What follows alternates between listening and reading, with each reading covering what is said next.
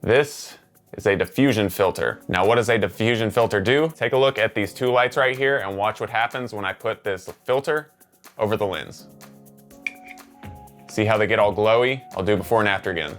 Before, after. It's like we're at the eye doctor. 1 and a 2. Which do you like better, 1 or 2? I think I like 2 better, so let's keep this on for the video.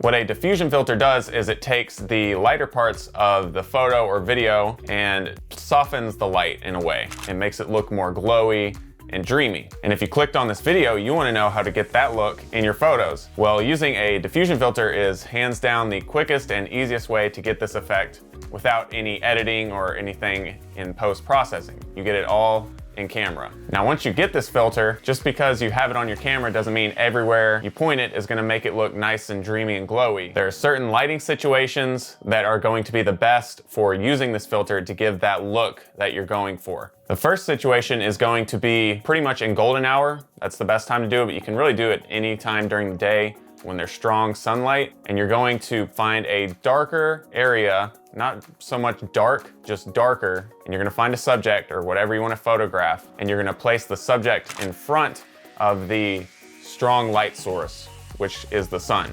When you place the strong light source behind the subject, this filter is going to blow out and diffuse all that harsh light coming through and make it look really soft and dreamy and glowy, which is what we're going for. Now, the filter I'm using is called the Cinebloom diffusion filter from Moment. If you want to check it out, there are some links to Amazon in my bio, and to be clear, those are affiliate links, so I just get a kickback if you end up buying through that link.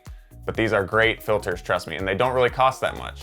Another great situation to use this filter in is for nighttime photography.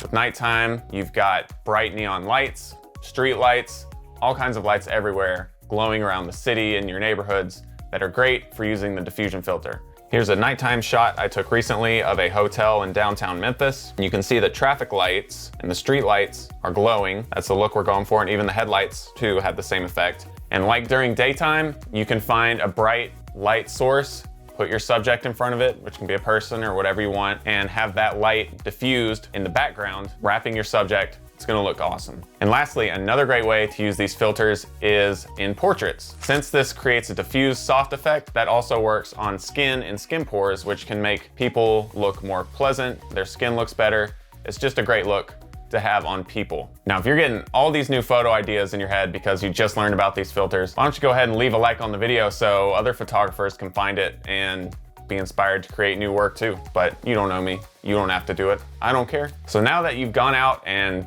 captured some photos with your new diffusion filter, let's go into Lightroom and take a look at how you can edit these to give it more of that refined, dreamy look. All right, so you can see we have this nice forest scene. It's late in the day, the sun's low, and the sun's pointing at the camera, so we have that strong backlight coming towards us. And I have the filter already on the camera, so you can see in the highlights up here that it's glowing a little bit. It's subtle, but it's there. If you want to make that stronger, what you're going to do is lower your clarity a little bit. We'll say about -13. Then you can lower your dehaze as well, but only slightly. If you lower your dehaze too much, it's going to reduce a lot of the contrast in your photo and make it look unnatural. So again, a subtle lowering of dehaze. And one thing you can do is if the bright light in the background isn't bright enough, you can raise your exposure so it becomes more apparent that there's bright glowing light. In this photo, I don't think it's really necessary to raise it that much, so I'm just gonna leave it at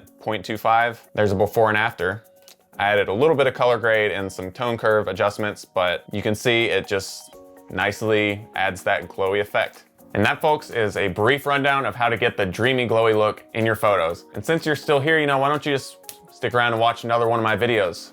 Just click that one right there. Do it.